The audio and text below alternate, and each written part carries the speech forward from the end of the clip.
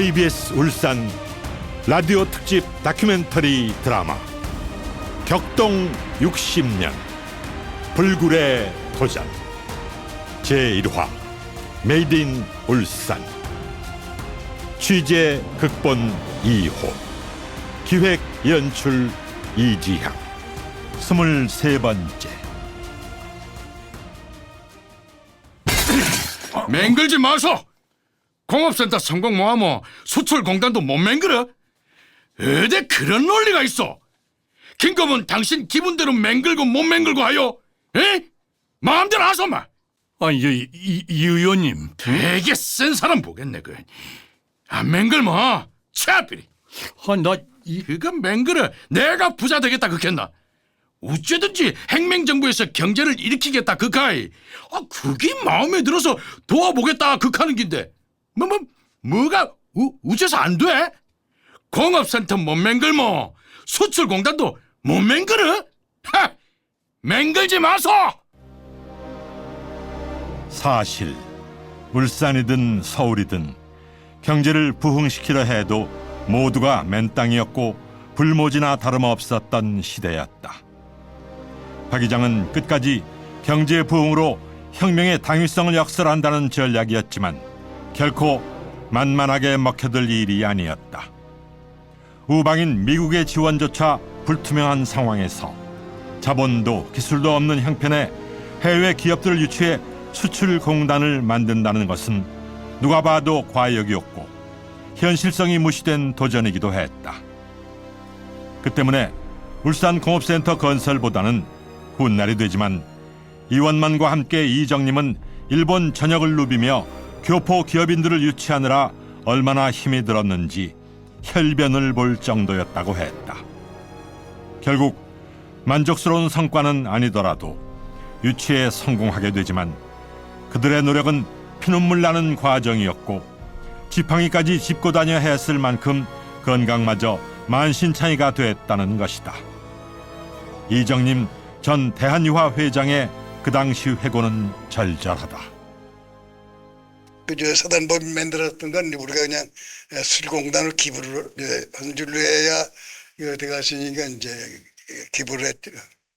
이런 일대로 다 만들어주고 그때 그러기 안 오고선 도저히 살아나갈 수가 없어요. 나라 경제가. 그러니까 피를 흘려가면서 정말 참난 게 아니라 다리 쩔뚝쩔뚝거리고서 지폐 짚어가면서 그랬다 한 거예요. 그때 이 얼마씩 나가고. 참 보통 고생한 게 아니에요. 이 의원님, 내 얘기도 좀 들으세요. 듣기는 무엇을 들어? 나 내 말 잘못됐어. 일방적으로 말씀하시지 말고 제 얘기도 좀 들으시라니까요. 글쎄 들을 게 뭐 있노 말이오. 내가 지금까지 한두 번 얘기했어. 나는 일본서 공업센터를 지켜봤고 그게 잘 된다는 거 알아요. 그렇지만 그보다는 우리나라 실정에선 수출공단이 더 필요하고 급해요. 그런데 안 돼. 이 의원님, 박 이장 미국 가는 것도 좋고 그렇기 때문에 추진이 다소 늦어진다 극하는 것도 이해를 해. 내가 팍 열을 받는 거는 공업센터 성공 못하면 공단도 못한다 하니까네 그게 내를 열받게 하는 기라. 아이고, 참 이게 성품도 어지간하십니다. 상품 좋아하지 마소. 어째 그리 세요. 이 정보부 경제 고문이 나서 그까요? 맹글지 마소. 이 의원님, 더 이상 들을 얘기가 있어. 극하고 또 뭐라 극했죠? 손다론이다, 서가포다, 신격호다 하는 제일교포들을 김고문도 데리고 올 수 있다 극했어. 데리고 와보소. 그것도 그런 식으로 감정 넣어 말씀하시지 마세요. 감정이 아니라 데리고 올 수 있다면서요. 그라이 데리고 와봐라 그기요. 손다로다, 서가포다, 김희수다, 신격호다 하는 그 사람들 왕년부터 전부 내 친구요. 대체 힘자랑 백자랑 옹골차게 하시는구만. 아니 정말 왜 이러십니까? 열받아서 극하여. 아, 조건부라는 식으로 말을 하고 극하는데. 아니 왜 그렇게 감정적으로 말씀을 하십니까? 지가 언제 또 조건부로 얘기했습니까? 울산 공업센터 못 만들면은 수출 공장도 못 만든다. 그렇게 얘기한 건 말입니다. 그게 조건부고 반 혓발 공갈아요? 아니 국회에서 그런 식으로 윽박질렀습니까? 뭐요? 혁명 정부는 그런 걸 반대하고 그런 협박 안 하려고 정치 규제를 한 겁니다. 건전하고 새로운 인물이 나와서 정치 풍토 좀 맑게 해보자 해서요. 아니, 그럼 뭐 이 이원말 같은 사람은 불건전하고 사갔고 썩은 인물이라서 활동 금지시킨기요. 이 의원님, 정치 규제는 전체적으로 한 거고 혁명 그 자체로 당위성이 인정되는 겁니다. 자유당, 민주당 때 잘했어요? 국민들한테 박수받게 했습니까? 박수 받았지 나는. 박수 받았는데 대모투성이고 혼란투성이었습니까? 참, 소리 좀 낮추소. 아니, 이 의원님, 울산 공업센터를 못 만들면은 수출 공단도 못 만든다고 한 건 조건부가 아니라 첫 번째 작품이 실패했을 경우 정부에서 또 용기를 낼 수 있겠느냐? 그러면은 결국 못 만드는 게 아니겠느냐? 그런 뜻으로 말한 겁니다. 예? 이 의원님이나 저나 나라 위해서 일하자는 건데 어째서 감정적으로 받아들이고 그러십니까? 만약에 수출 공장 만드는 걸 먼저 기획했다면 그거부터 덤벼들었을 겁니다. 예. 어찌됐건 말이오. 내는 공업센터 맹그런데 관여 안 하겠어. 아니, 자꾸 부르지 마소. 갑니다. 아니 이 의원님.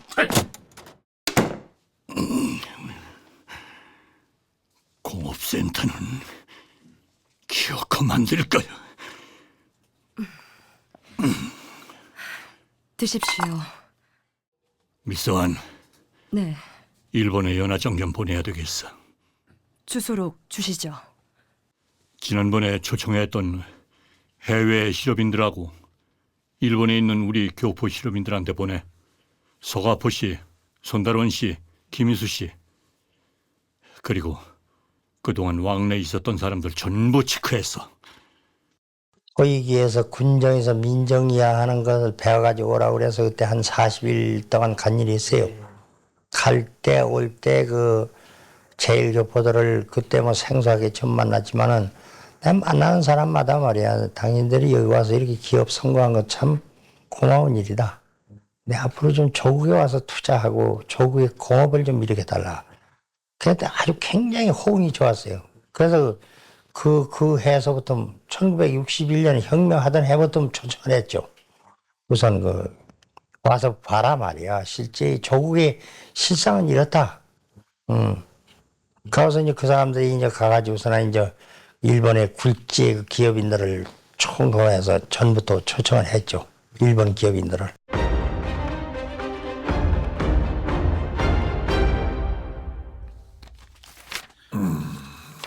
자, 이병철 회장님하고 얘기를 할까 했지만은 시간이 맞질 않아가지고 그래서 부회장님하고 상의를 드립니다만은 자, 이 자리를 좀 보세요.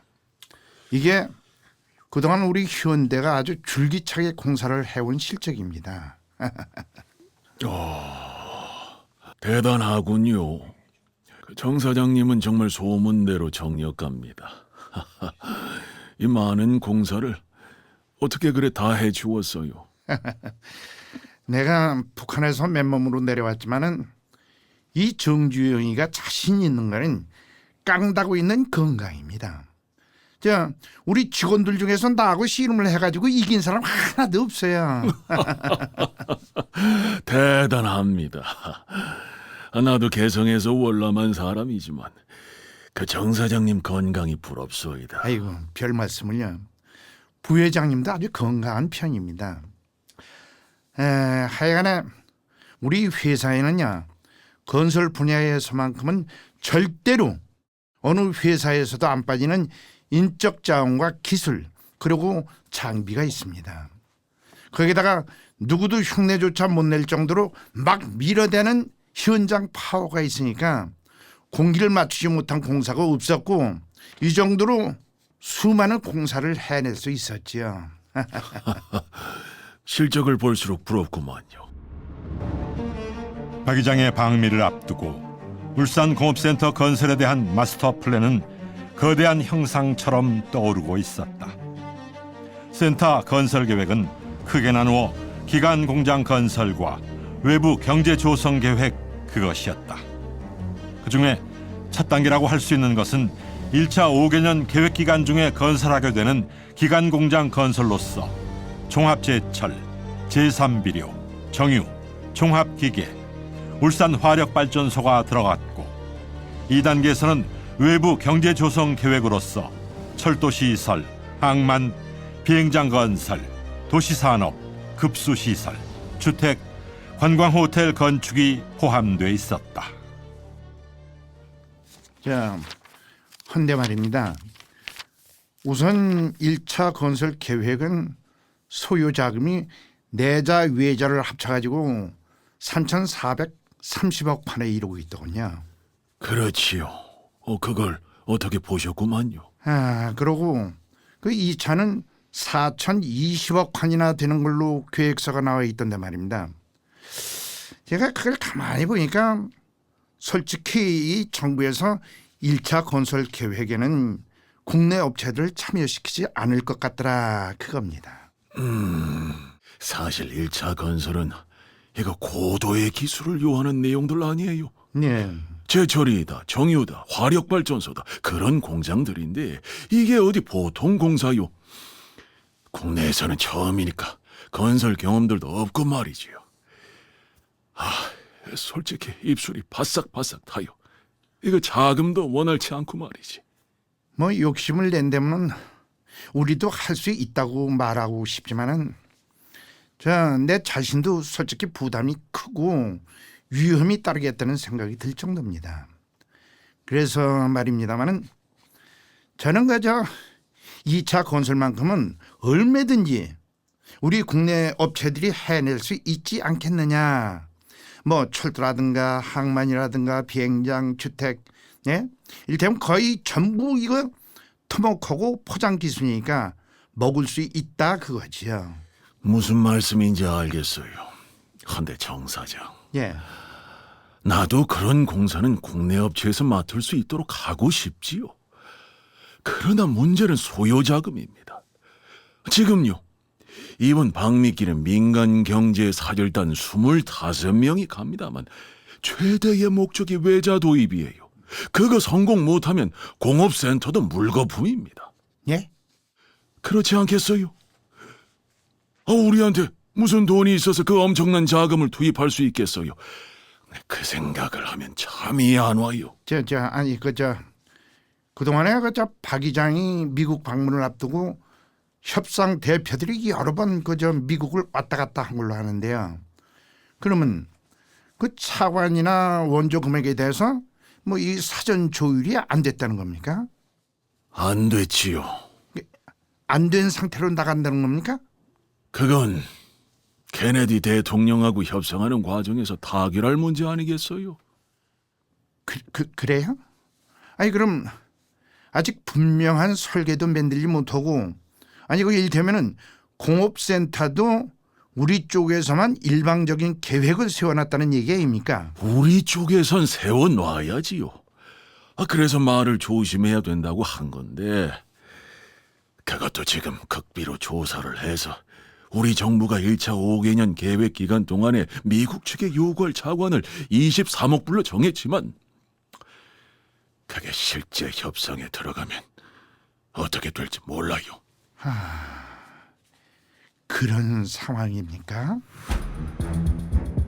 우리 외무부가 발행한 한국 외교 30년 사에는 박 이장과 케네디 대통령과의 회담 일자가 11월 15일로 확정된 것은 10월 13일이었으며 그 직후 김종필 중앙정보부장이 미국과 일본을 방문했고 곧이어 11월 4일 러스크 미 국무장관이 한국을 방문, 한미 순회 회담에서 다룰 문제에 관해 대략적인 합의를 보았다고 기록하고 있다. 아니 위원장, 이거는 좀 이상하잖아요. 예? 아니 뭐이가? 아니 각하가 미국을 방문하는데 그 사전 조율을 하면서 어째 정보부장이 미 국무장관을 만났느냐 그거예요. 예? 국가 체면이 있는데 미 국무장관이면은 외무장관인데, 예?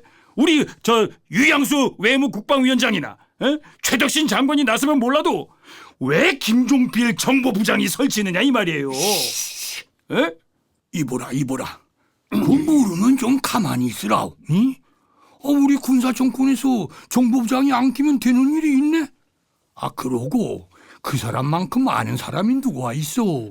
외교, 경제, 문화, 사회, 정치 깡패들 다 잡아놓고 전국의 깡패들 소탕하는 것도 어디서 하네?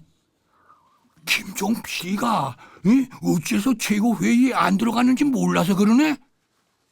조용히 하라, 조용. 박 의장의 방미 일정이 결정되자 혁명정부는 유원식 대령을 위원장으로, 천병규 재무장관, 송정범 경제개혁원 부원장, 김희덕 육본 군수참모부장, 김영주 외무부 기획조정관을 위원으로 하는 방미준비위원회를 구성했으며 이들이 가장 먼저 착수한 것은 담화문 초안이었다. 여기서 박 의장이 강조한 것은 경제 원조와 군사 원조에 관한 요청을 특별히 강조해서 삽입하시오. 그리고 이 서술적인 자료보다는 통계 숫자와 한눈에 볼 수 있는 도표를 많이 준비하시오. 이렇게 해서 담화문과 자료 준비가 끝나자 인쇄는 보안 유지를 위해 김종필 정보부장에게 맡겨졌으며 이윽고 11월 11일 유양수 최고회의 외무국방위원장, 최덕신 외무장관, 천병규 재무장관, 박병권 국방장관 등 정부 수행원 11명을 이끌고 박 의장은 일본을 거쳐 14일 미국에 도착. 첫 발언에서부터 경제 부흥의 필요성을 역설했다. 본인은 혁명 정부를 대표해서 워싱턴을 방문했습니다. 우리 한국인들은 미국인들 못지않게 군사 정권을 좋아하지 않습니다. 무엇보다도 우리 한국인들은 일찍이 일본 점령하에 무자비한 일본 군정의 뼈저린 기억을 가지고 있기 때문입니다. 그래서 본인의 전우들과 본인은 군사혁명을 원치 않았던 것입니다. 그러나 우리는 그것을 하지 않으면 안 되었던 것입니다. 이제 우리 한국인들 앞에 닥쳐온 것은 경제 재건과 경제 부흥입니다. 본인은 이 자리에서 미국의 원조를 한 푼도 낭비하지 않을 것이라는 점을 맹세하고자 합니다. 이렇게 박 의장은 미국 방문의 최대 목적이 외자 조달과 원조에 있음을 강력히 시사한다.